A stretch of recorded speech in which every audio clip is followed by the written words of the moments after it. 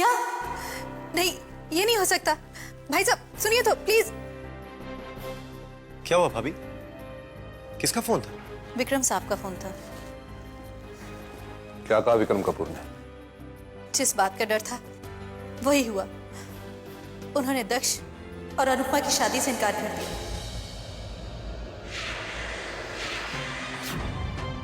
लेकिन क्यों? उनका कहना है कि दक्ष और अनुपमा की कुंडली में दोष है, इसलिए उन दोनों की शादी नहीं हो सकती। लेकिन ये सब माया की चाल है। कल वो कुंडली लेके गई और आज ये खबर। उसका मतलब ये हुआ कि माया ने अपना पत्ता फेंक दिया। इसका कोई ना कोई जवाब बहुत जल्द हमें ढूंढना होगा, वरना नहीं भैया, इस मामले में मैं आपको परेशान नहीं करूंगा। माया आंटी चाहे जितनी भी कोशिश कर ले, इस शादी को वो नहीं रोक पाएगी। लेकिन दक्ष तुम अकेले क्या करोगे?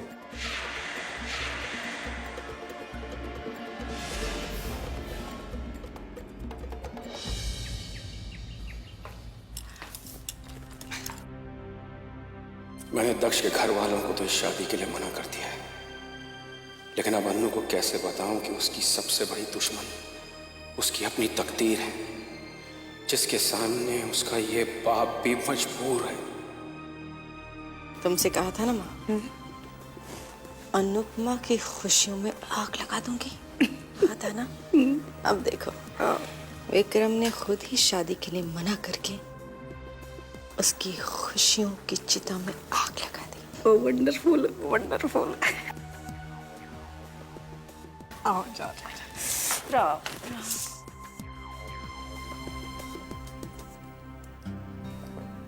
क्या बात है, इतने परेशान क्यों लग रही हैं? आपने दक्ष के परिवार वालों को बता दिया ना कि?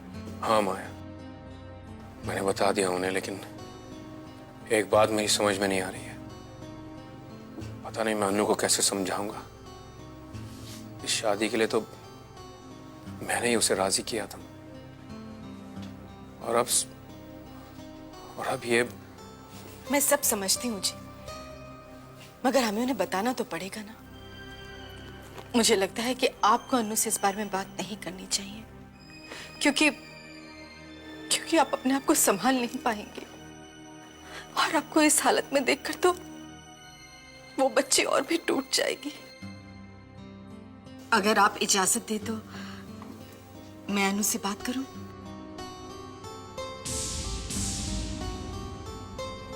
नहीं, अगर आपको ठीक नहीं लगता तो? नहीं माया, तुम बिल्कुल ठीक कह रही हो। मैं अपनी बेटी का सामना नहीं कर पाऊंगा। ठीक यही रहेगा कि तुम उसे इस बारे में समझाओ, उसे बताओ, उससे कहो कि हमारी क्या मजबूरी है, हम किस वजह से ये सब कर रहे हैं। ठीक है जी, फिर मैं जाके बात कर लेती हूँ।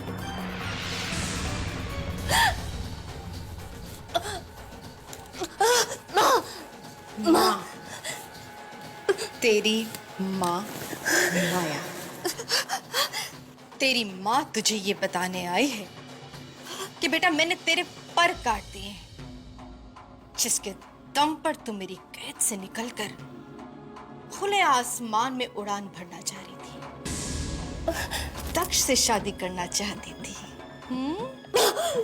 अब मैंने वो चाल चली है जिससे दक्ष से तो क्या, बेटा तो किसी भी लड़के से शादी नहीं कर सकती। अब तो मुझे भी ये लगने लगा है कि ये शादी नहीं हो पाएगी। क्या बात कर रही हो मीरा? इस शादी को कोई नहीं रोक सकता। ये शादी होगी और जरूर होगी। अरे होगी कैसे? मैंने तेरे बाप से कह दिया है कि तेरी कुंडली में ऐसा दोष है कि तू जिस लड़के से भी शादी करेगी ना, उस लड़के की मौत हो जाएगी। हाँ बेटा, ये है तो झूठ, ये मेरी माया है। लेकिन अगर अनुपमा की कुंडली के दोष वाली बात सही हुई तो अच्छा है ना मीरा, ये तो हमारे लिए और भी अच्छा है।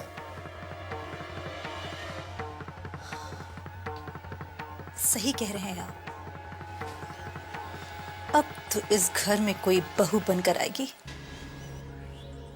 तो वो सिर्फ अनुपमा ही होगी। और अगर उसकी कुंडली में दोष है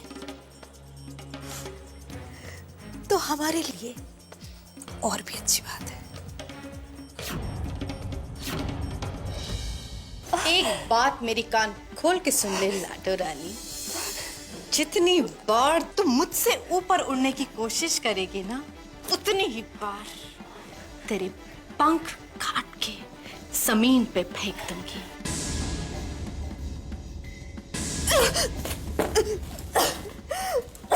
समझी?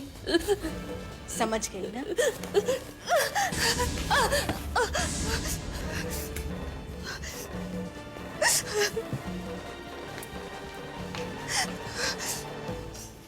और पहली बार माया को इस बात का पता चल जाएगा कि इस बार उसका पाला ऐसे खिलाड़ियों से पड़ा है जिनको उसी की चाल से उसी को मात देना आता है।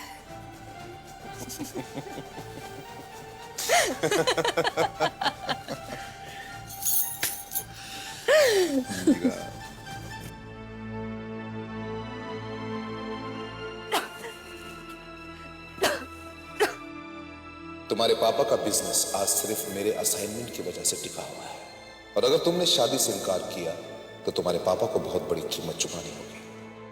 अगर ऐसा है तो पापा ने दक्ष के घर वालों से इस शादी के लिए इनकार कर दिया होगा, और अगर उन लोगों ने पापा की इस बात का बदला लिया तो नहीं।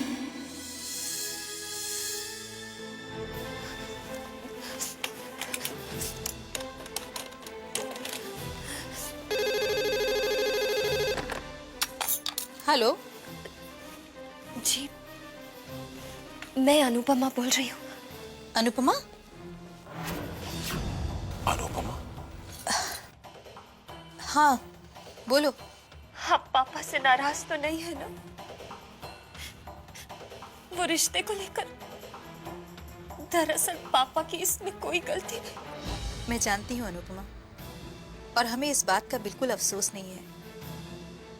तुम्हारे पापा ने जो कुछ भी किया आखिर दक्ष की भलाई के लिए किया ना। तुम जरा भी फिक्र मत करो। तुम्हारे पापा के साथ हमारे बिजनेस रिलेशनशिप बिल्कुल वैसे ही रहेंगे जैसे पहले थे। हम उन्हें किसी भी तरह से नुकसान नहीं पहुंचाएंगे। और जहां तक दक्ष और तुम्हारी शादी की बात है तो वही होगा जो भगवान को मंजूर है। हाँ? Thank you very much.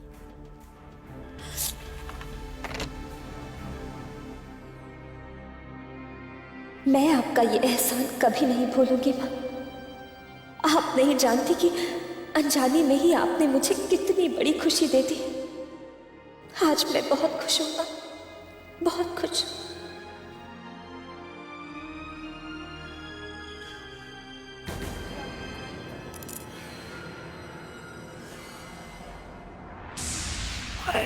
Very good, wonderful.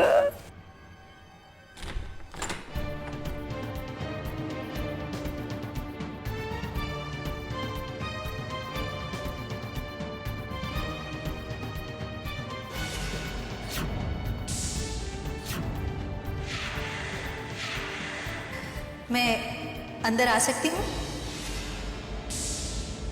अरे आप मीरा जी, नमस्ते।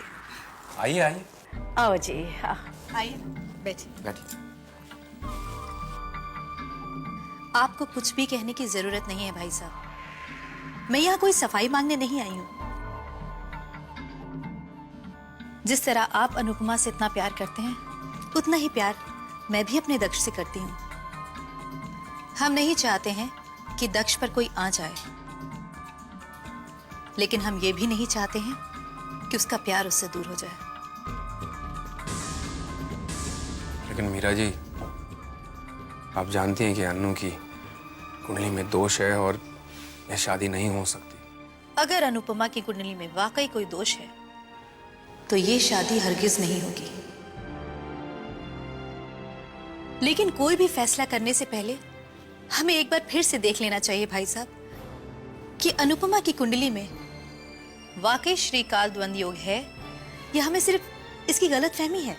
मतलब ये माया जी कि जिस पंडित ने अनुपमा की कुंडली में काल द्वंद योग बताया है, वो भी तो एक इंसान ही है ना।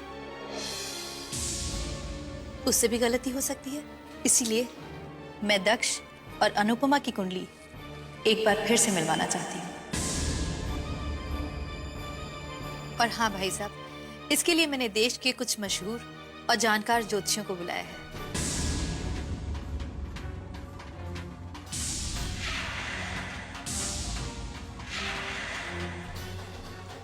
पंडित जी,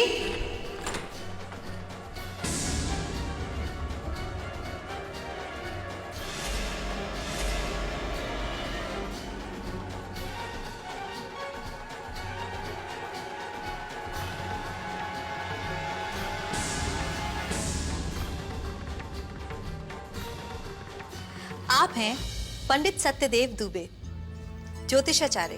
देश के बड़े बड़े ज्योतिषियों का नाम इनके बाद आता है, और आप चाहें तो अपने पंडित से भी पूछ सकते हैं, वो इन्हें जरूर जानते होंगे।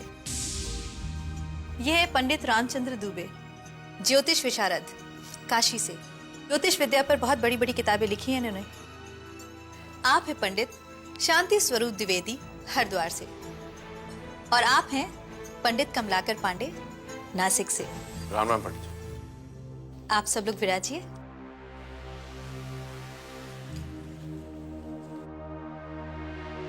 और अब ये सब दक्ष और अनुपमा की कुंडली का मिलान हमारे सामने करेंगे, और इसके बाद जो भी इनका फैसला होगा हम सबको मंजूर है।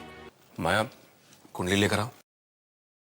नहीं नहीं, उसकी कोई जरूरत नहीं है भाई साहब। आप सिर्फ अनुपमा की जन्म की तारीख, समय और जगह बता दीजिए, और मैं दक्ष का बताती हूँ।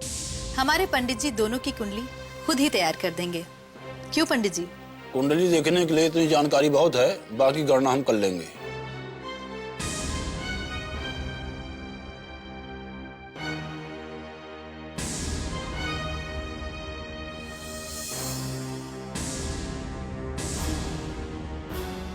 दस फरवरी 1986, 10:52 सुबह का टाइम, यहीं मुंबई में। अरे, दक्ष का जन्म भी यही मुंबई में हुआ था। 8 मई 1984, समय शाम के 6:10।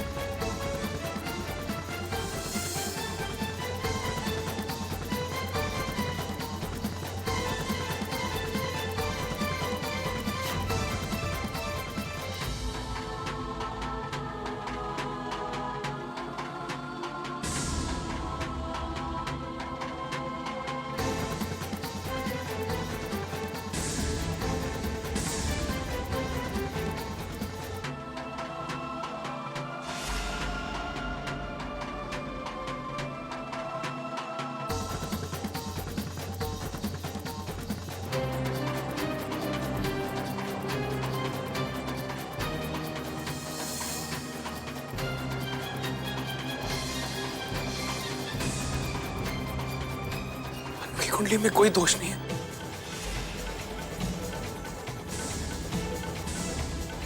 यानी कि मेरी बेटी की शादी हो सकती है?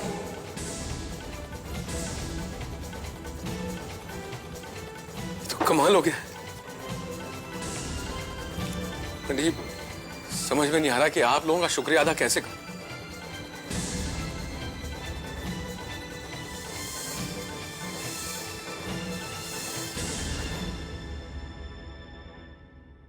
दक्ष मेरी जिंदगी है, लेकिन इस तरह आंख बंद करके किसी भी बात पर यकीन कर लेना मेरी आदत नहीं है।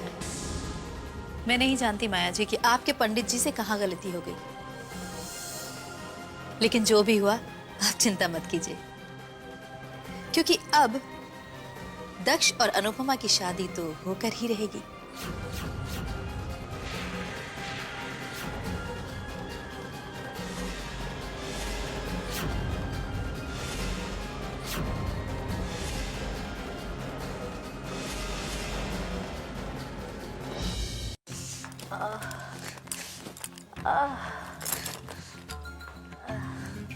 अरे माँ, हमारी किस्मत को तो जैसे ग्रहण लग गया है। लगता है उस मनहूस की मनहूसियत हम पे ट्रांसफर हो गई है। इतना अच्छा प्लान बनाया था, इतना अच्छा प्लान बनाया था, सब चौपट हो गया, सब फेल हो गया। ओए ठंड रख, ठंड रख। क्या ठंड रखूं माँ? माया के प्लान को तो टूटना ही था। आखिर उसका पाला इस बार हमसे जो पड़ा था। अनुपमा के साथ खेलते खेलते उसे अपने बारे में गलत फहमी हो गई थी, जो शायद इस बार दूर हो गई होगी। हाँ मीरा, उसे यकीन तो हो गया है कि हम एक बार कोई चीज ठान ले तो फिर अपने कदम वापस नहीं लेते। अगर हमने सोचा है कि अनु इस घर में बहू बनकर आएगी, तो वो इस घर में आएगी जरूर, चाहे कुछ हो जाए। अनु बेटा, तू उस घर में बहू बनकर जाए, उससे बड़ी खुशी की बात मेरे लिए और क्या हो सकती है।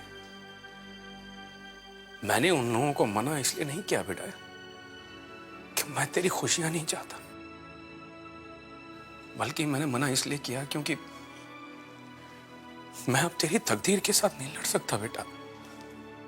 जानती हो पापा, जानती हो। सब तकदीर का खेल है, सब तकदीर का खेल है। लगता है मनहूस अनुपमा अपनी तकदीर सोने की स्याही से लिखवा कर लाई है। पर पुत्र, अपनी तकदीर का भी तो सोच है। लगता है भगवान जी ने ना हमारी किस्मत जब लिखी होगी ना, उनके पेन की स्याही खत्म हो गई होगी। राम झूठ ना बुलाए है। देख तो सही, हमारी ये खसमन खाने की किस्मत, लगता है इसका तो मिसप्रिंटिंग हो गया है। राम झूठ ये मजाक का वक्त नहीं है माँ। इस मनहूस की तो सगाई तक तय हो गई है। अगर हमने अब भी कुछ नहीं किया ना माँ, तो अब तो किसी के कुछ करने के बाद भी कुछ नहीं होगा, क्योंकि बहुत जल्द ही अनुपमा और दक्ष की सगाई होने वाली है, और उसके बाद शादी भी हो जाएगी। और फिर उसके बाद हमें हमारे मकसद में कामयाब होने से कोई नहीं रोक सकता। तू इस रिश्ते से खुश तो है ना? बहुत प्यार करता हूं तुमसे। अगर तुमने शादी से इनकार किया तो तुम्हारे पापा को बर्बाद कर दूंगा मैं। तू जवाब नहीं दे रही है बेटा, जवाब देना।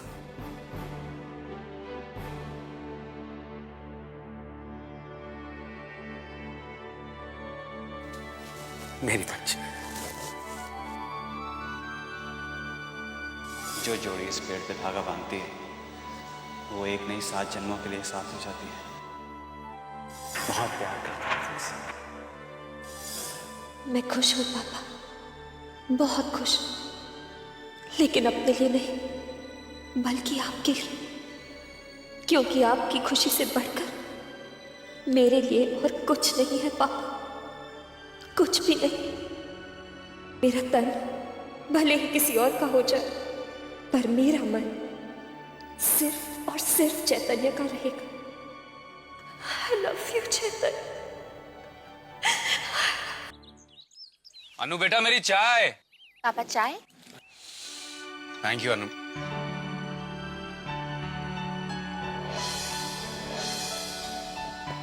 पापा, हर रोज तो आप अनुपमा दीदी के हाथ से चाय पीते हैं, आज मेरे हाथ से पी लीजिए। हाँ हाँ क्यों नहीं बेटा। पर अनु कहाँ है? सुबह से अनु दिखाई नहीं दे रही। अभी सो रही है अनुपमा। सो रही है? अरे लेकिन इस वक्त तक तो वो अपनी पूजा भी खत्म कर लेती है। मैं देख कर आता हूँ। मैं देखती हूँ।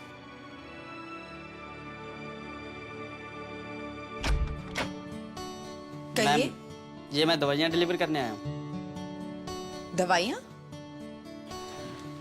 हमने तो कोई दवाई नहीं मंगाई। लेकिन पता तो यही क्या था। जब मैं आपसे कह रही हूँ कि हमने कोई दवाइयाँ नहीं मंगाई हैं, इसका मतलब है नहीं मंगाई है। Okay sorry ma'am.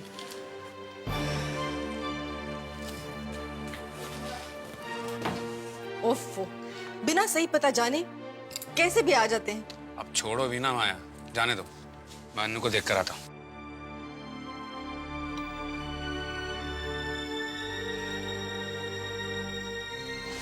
Mom, I am very sorry. पापा एकदम पगला गए हैं अपनी बड़ी बेटी अनुपमा के प्यार में।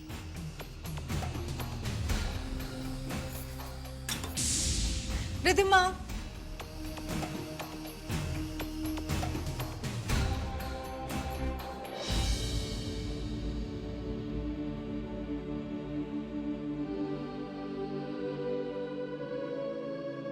अनु,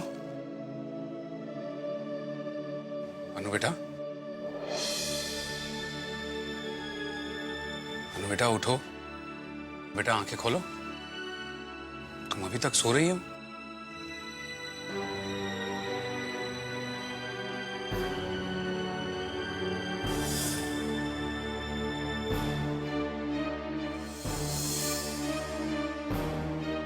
क्या हुआ बेटा, सब ठीक तो है ना? तबीयत तो ठीक है ना? पापा,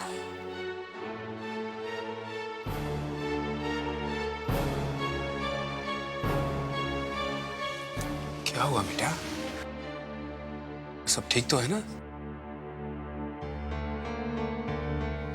कुछ नहीं पापा, बस सर थोड़ा भारी लग रहा है। सर भारी हो रहा है? ठीक है, मैं अभी डॉक्टर को फोन करता हूँ।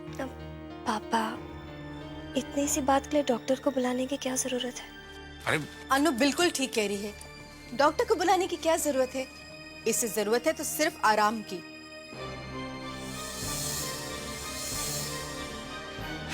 आप जानते हैं ना आपकी बेटी कैसी है। पूरा दिन ऑफिस में काम करती है और फिर घर आके और काम करती है। कितनी बार मैंने इसे समझाया है, मगर आप जानते हैं आपकी बेटी मेरी एक बात नहीं सुनती है। अब थकान से सर भारी नहीं होगा तो और क्या होगा? बेटा इतना काम मत किया करो। और देखो बेटा, इंसान के लिए आराम भी उतना ही जरूरी है जितना कि काम है। बिल्कुल ठीक। इसलिए मैंने आज एक फैसला कर लिया है। अनु आज बिल्कुल ऑफिस नहीं जाएगी, घर पे रहेगी और आराम करेगी। नहीं माँ। और आप भी मेरी बच्ची से ऑफिस में ज्यादा काम मत कराया कीजिए, ठीक है? अच्छा भाई, नहीं करवाएंगे, लेकिन इनकी जो तबीयत खराब है इसका इलाज क्या है आपके पास? इसका इलाज मैंने सोच लिया है। अनु आज ऑफिस बिल्कुल नहीं जाएगी, ठीक है? नहीं माँ, मुझे ऑफिस तो जाना ही होगा। इतना काम पड़ा है और परसों प्रेजेंटेशन भी है। नहीं नहीं अनु बेटा, तुम्हारी माँ बिल्कुल सही कह रही है बेटा। आज तुम घर पर ही रहोगी, ऑफिस नहीं जाओगी। आराम करना है तुम्हें, आराम बहुत जरूरी है तुम्हारे लिए। पापा। नो अनु, बस इट्स फाइनल नाउ, ठीक है? मैं तैयार होकर ऑफिस के लिए निकलता हूँ। Take care.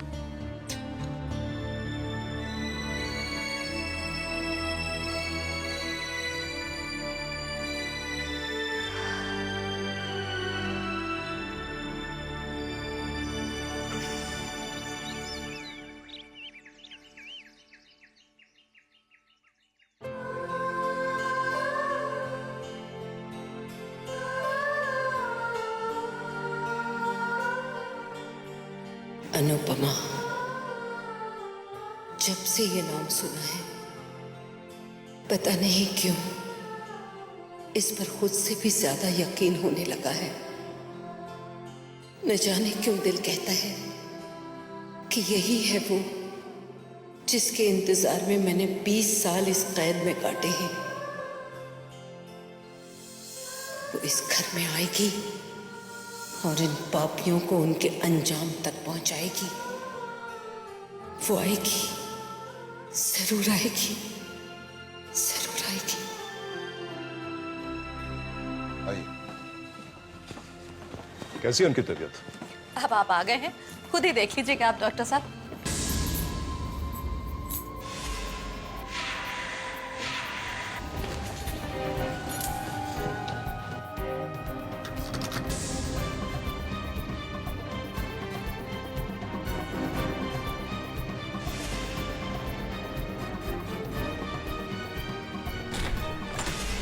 आइए डॉक्टर साहब।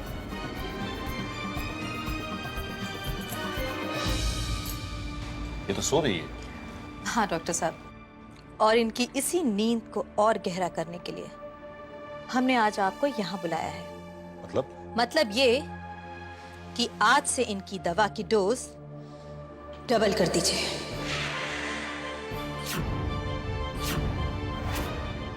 लेकिन इससे तो हम जानते हैं डॉक्टर साहब कि इससे इनकी हालत मुर्दों से भी बदतर हो जाएगी, और हम यही चाहते हैं। Let me come to the point. Daksh की सगाई है कुछ दिनों के बाद, इसलिए हम नहीं चाहते कि ये बुढ़िया वहां पे कोई भी तमाशा खड़ा करे। वैसे डॉक्टर साहब, इससे पहले भी कई बार हम इन्हें दवा दे चुके हैं तमाशा करवाने के लिए, ताकि लोगों को और दक्ष को यकीन हो जाए कि ये सचमुच पागल है। लेकिन हमारा वो मकसद तो पूरा हो गया मीरा। अब हमें ऐसा कुछ भी करने की जरूरत नहीं है। I can understand. ठीक है, अब चिंता मत कीजिए, मैं सब संभाल लूंगा। ठीक है, थैंक यू डॉक्टर साहब। मैं चलता हूं।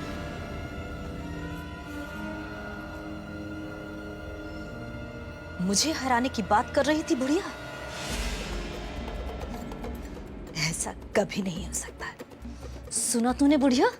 ऐसा कभी नहीं हो सकता, क्योंकि जो भी मेरे मकसद और मेरे रास्ते के बीच आएगा उसे मैं खत्म कर दूंगी, खत्म कर दूंगी मैं। फिर वो चाहे तू हो या फिर तेरा पोता दक्ष।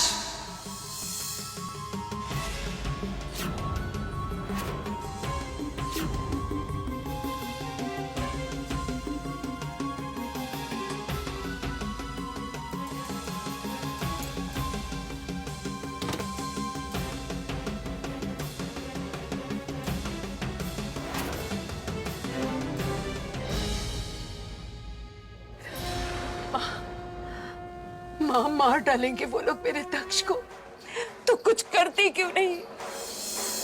कहते हैं कि तेरी मर्जी के बिना पत्ता भी नहीं हिलता। तो मैं क्या समझूं? ये सब जो हो रहा है वो तेरी मर्जी से हो रहा है,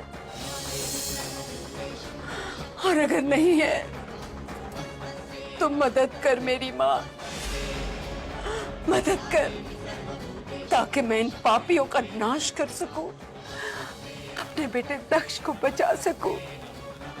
मुझ में शक्ति दे माँ, मुझ में शक्ति दे, शक्ति दे मुझ में।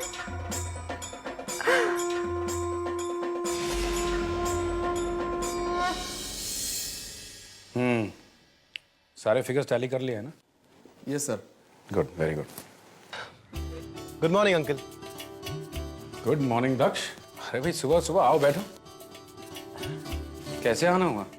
जी अंकल, मैं वो हमारे नए ब्राइडल कलेक्शन की मीटिंग के लिए आया था। लेकिन वो मीटिंग तो कल है ना? क्यों गुप्ता जी? जी हाँ सर, वो मीटिंग कल ही होनी है। आई नो अंकल की मीटिंग कल है, पर मैंने सोचा कि बायस के साथ मीटिंग करने से पहले क्यों ना हम सारी डिटेल्स एक बार फिर से डिस्कस कर लें।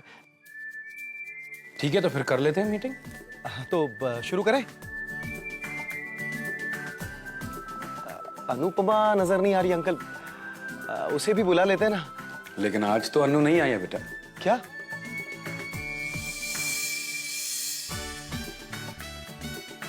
आई मीन क्या क्या फर्क पड़ता है अंकल, क्या फर्क पड़ता है, हम लोग हैं ना। गुप्ता जी आप चलिए, हम ये मीटिंग बाद में कंटिन्यू करते हैं। ठीक है सर। पर अंकल वो मीटिंग।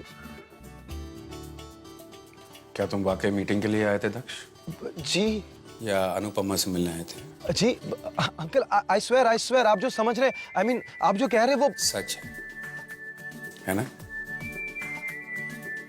क्योंकि मैं जानता हूं कि तुम अन्नू से मिलना चाहते हो और इसमें कोई बुराई नहीं है। तुम जब चाहो अन्नू से मिल सकते हो, मुझे कोई एतराज नहीं है, और वो भी बिना किसी बहाने के। आप सच कह रहे हैं अंकल? हाँ मैं सच कह रहा हूँ। इनफैक्ट मैं अनुपमा को अभी फोन करके भी कह देता हूँ कि तुम उससे मिलना चाह रहे हो, वो तैयार रहे, तुम उसे बाहर ले जाना चाहते हो, उसे पिकअप करने जा रहे हो। Thank you uncle, bye uncle. अरे अरे भाई संभाल के।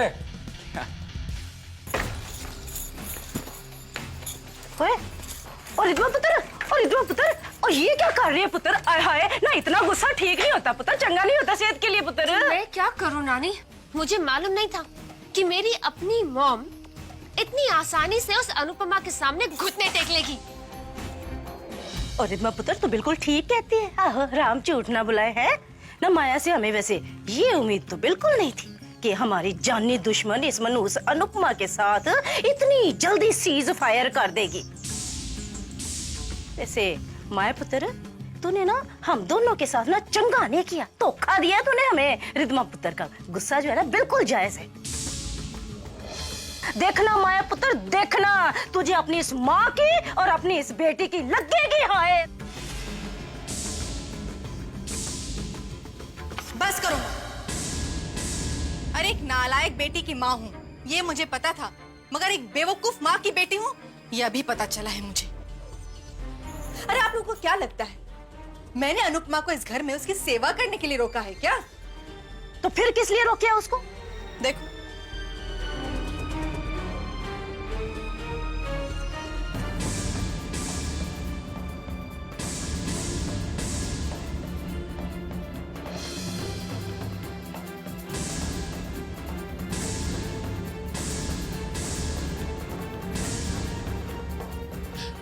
मॉम मेरी ड्रेस।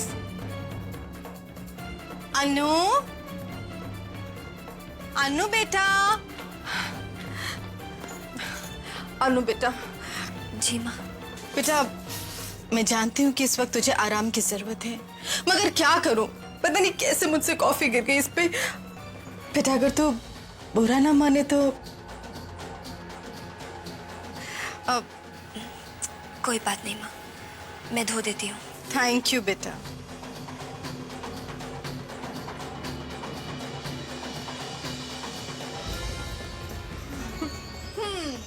अब बोलो। Good job, good job. Hello, हाँ जी जी।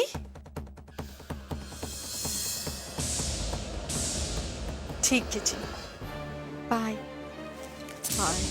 मॉम क्या हुआ, किसका फोन था? तेरे पापा का फोन था।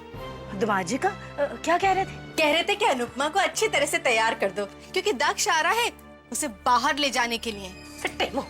ओह माय गॉड मॉम, और मेरी ड्रेस पर आपने जो कॉफी गिरा दी उसको कौन धोएगा? कौन धोएगा से क्या मतलब? तू धोएगी और कौन धोएगा? You must be kidding, मैं नहीं धोने वाली। हा? आपका महान आइडिया था ना उस पर कॉफी गिराना, आप ही धोना उससे।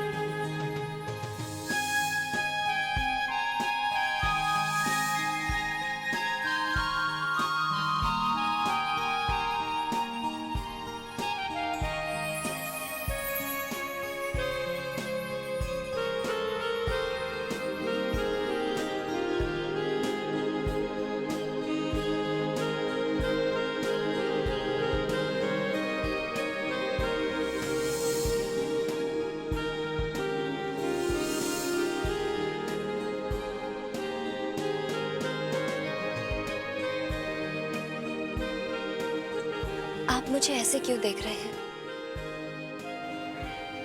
और आप कुछ बोल क्यों नहीं रहे? कब से देख रही हूँ आप ऐसे ही मुझे देखे जा रहे हैं और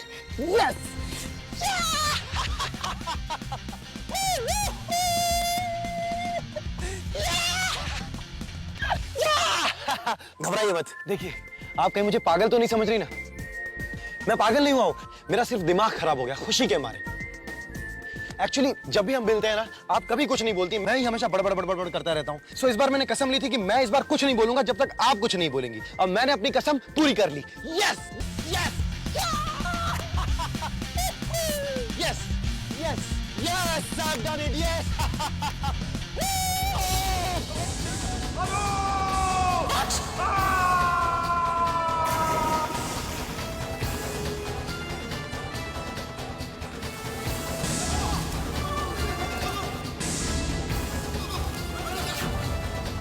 अनु please help me.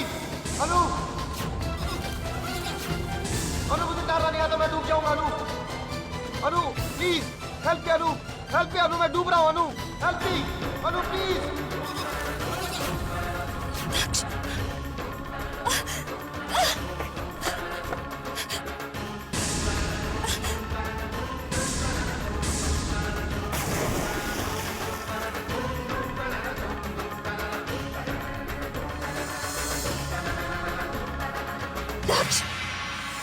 Anu, here I am.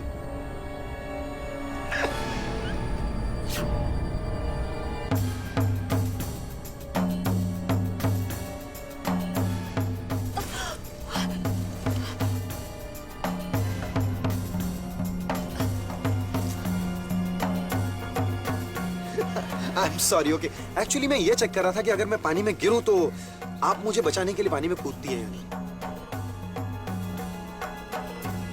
आप तो कूदी, मेरी परवाह तो है, तो शायद मुझसे प्यार है ना?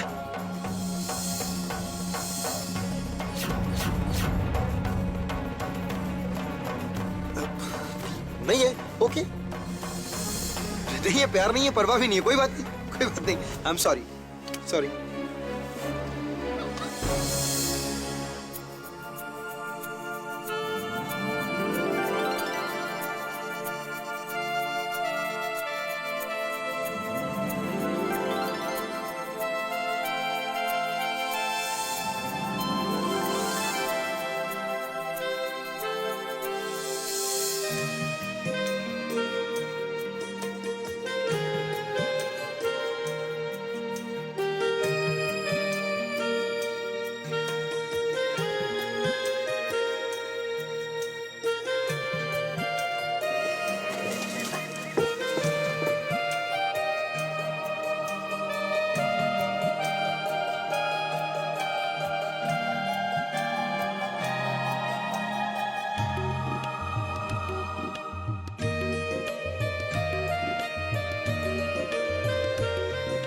देखिए, ये मजाक जो है ना, वो मैंने 2 पार्ट्स में प्लान किया था। एक तो इन द वाटर और दूसरा out of the water. Well, in the water तो काइंड ऑफ फ्लॉप हो गया,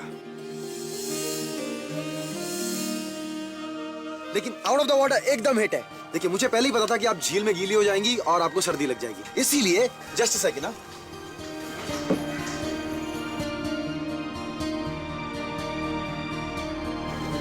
इसीलिए मैंने पहले से ये एक्स्ट्रा ड्रेस आपके लिए खरीद ली थी।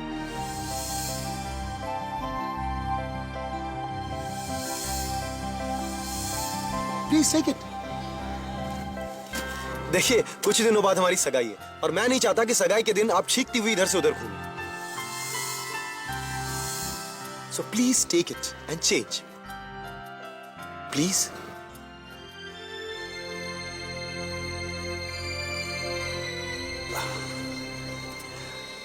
देखिए, आप कार में चेंज कीजिए, मैं इस तरफ नहीं देखूंगा।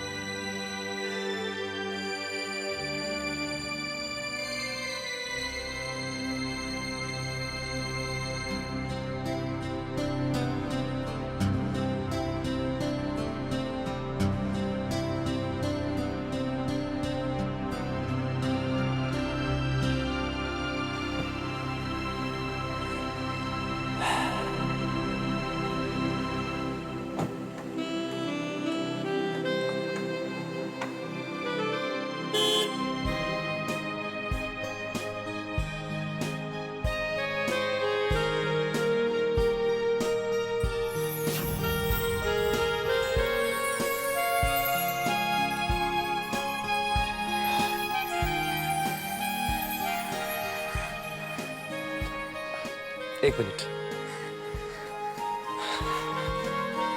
कॉफी।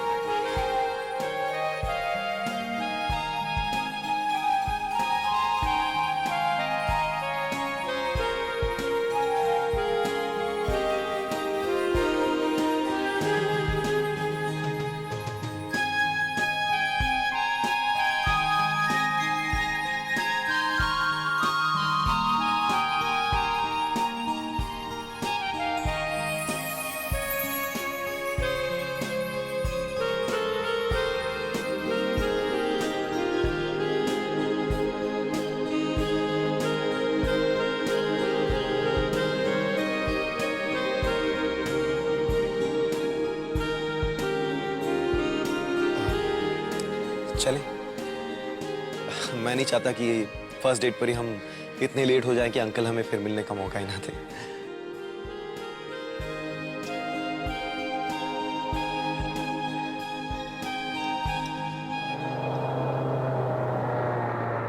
हाँ मेघा, दरवाजे पे कोई है?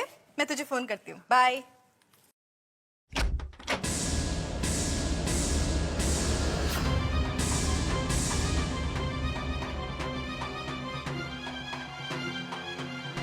रुक।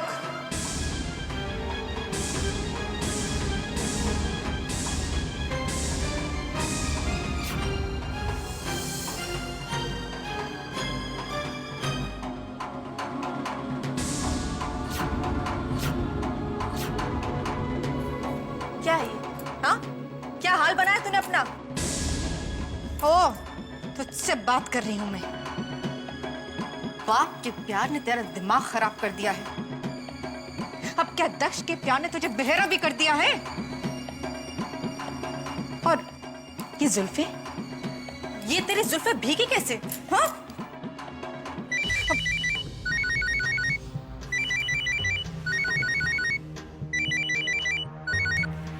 हेलो। हाँ माया। हाँ जी। अनु घर आ गई है? हाँ जी, अभी अभी आई है, उसी से ही बातें कर रही हूँ। माया, ये अनु इच्छी की थी ना? जी। अनु से कहो कि वो आराम करे। उसे कोई सर्दी की अच्छी सी दवा दे दो, ठीक है? मैं घर आ रहा हूँ। जी पर मैं आ रहा हूँ, बाय। हाँ जी ठीक।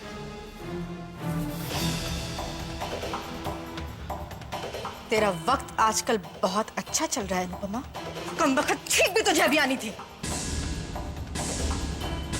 अब खड़ी खड़ी यहाँ मेरा मुंह क्या देखे जा रही है? जा महारानियों की तेरे कमरे में जाके आराम फरमा तू।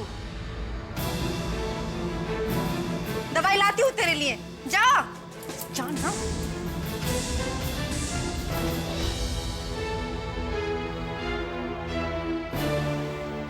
उसका ख्याल रखना, बड़ी लाड साहब हैं जैसे।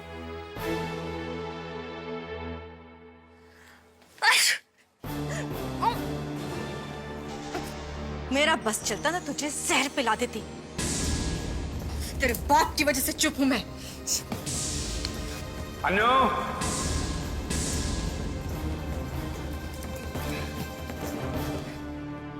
क्या हुआ बेटा? सब ठीक तो है ना? हाँ पापा, मैं बिल्कुल ठीक हूँ। आप भी ना, बहुत ही कमजोर दिल है आपका। मैं हूं ना यहाँ इसके पास। अब बेचारी गीली हो गई इसलिए थोड़ी सर्दी लग गई इसे। अभी इसमें इतनी घबराने की क्या बात है? लेकिन अनु गीली कैसे हो गई थी?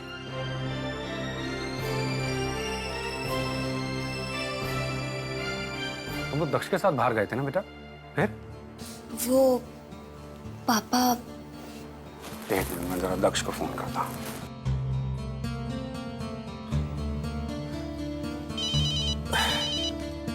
हेलो हेलो दक्ष बेटा। हाँ जी अंकल। ओह, अच्छा तो तुम भी। सॉरी अंकल, नहीं वो क्या है ना कि अंकल। अरे क्या है ना बेटा, थोड़ी सी उम्र हो गई है मेरी, समझने में प्रॉब्लम आती है कभी कभी। नहीं अंकल, क्या है ना कि तुम अपना ख्याल रखना, ठीक है? मैं फोन रखता हूँ। Okay uncle. क्या हुआ? क्या कहा दक्ष ने? कुछ नहीं बेटा, अब तुम थोड़ी देर आराम करो। हाँ चलो बाहर। बताइए तो सही क्या कहा। अरे बाहर तो चलो, मैं सब समझा देता हूँ।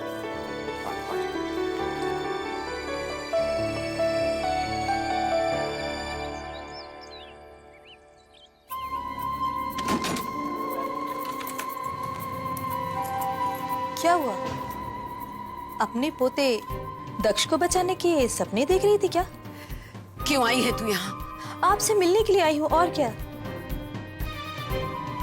लेकिन इस बार मैं अकेली नहीं आई हूँ, आपका पोता भी साथ में आया है मेरे।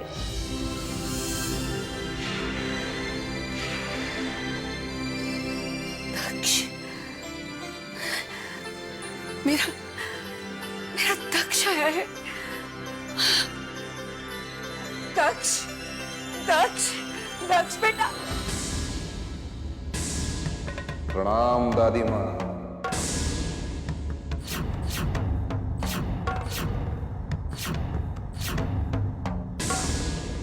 तुम?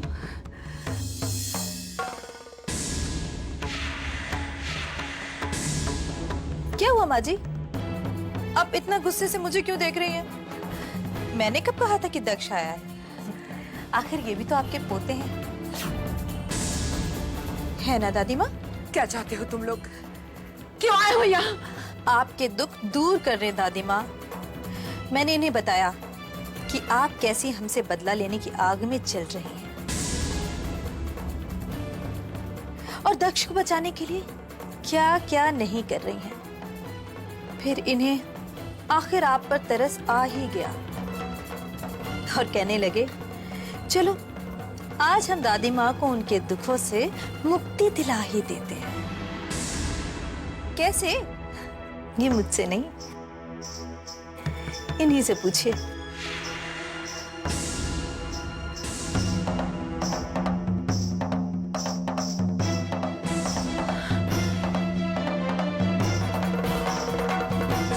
ये क्या कर रहे हो तुम?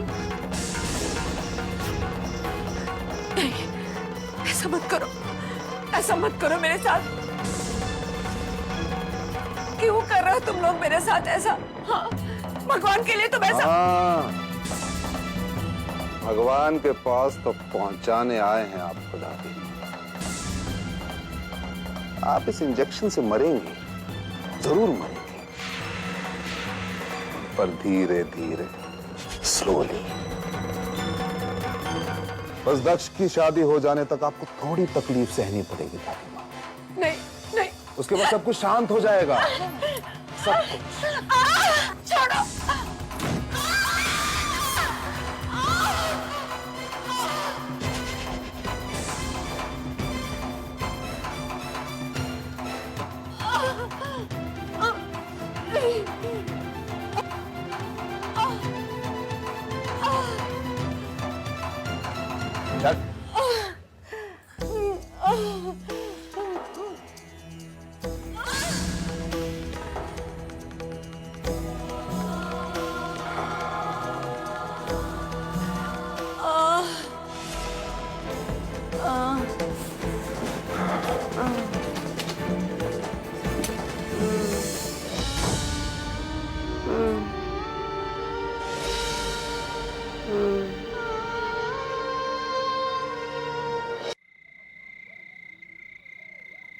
बेटा कुछ दे ना खाने को।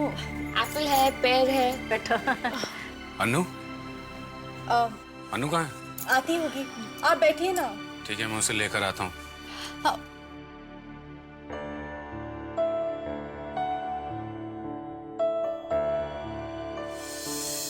बैठो बेटा।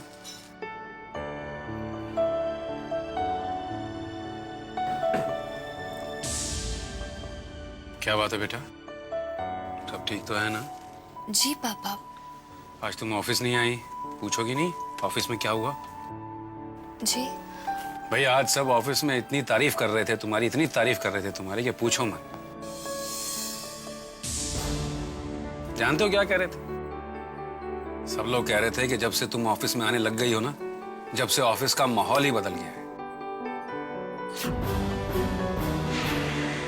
जिस तरह से तुम मेहनत करती हो, जिस तरह से तुम अपने काम में बिजी रहती हो, वो सब देखने के बाद ऑफिस के लोगों का भी नजरिया बदल गया अपने काम के प्रति। And I think that's fantastic.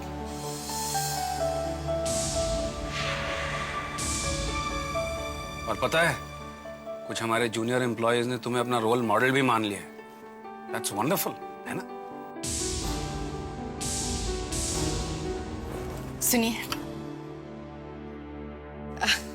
Soup ठंडा हो रहा है, पहले सूप पी लीजिए, फिर आप दोनों आराम से बातें कीजिएगा। हमारे को तो ठीक है रियद माँ जी, सूप पीजिए। हाँ हाँ।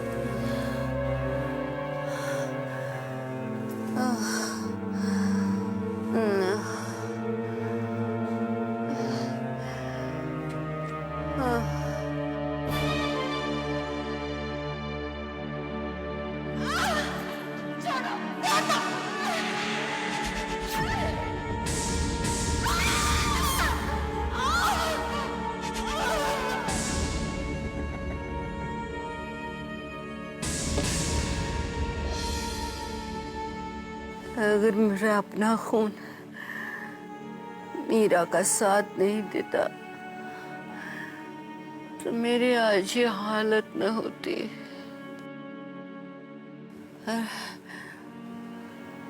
मुझे मेरे दक्ष को बचाना ही होगा, मुझे यहाँ से बाहर जाना ही होगा। हाँ, मुझे यहाँ से बाहर जाना ही होगा। लेकिन कैसे? हे भगवान, कैसे निकलूंगी मैं यहाँ से? कैसे? कैसे?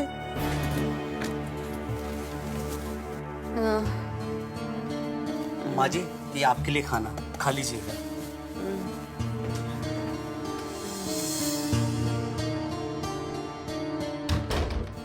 चल।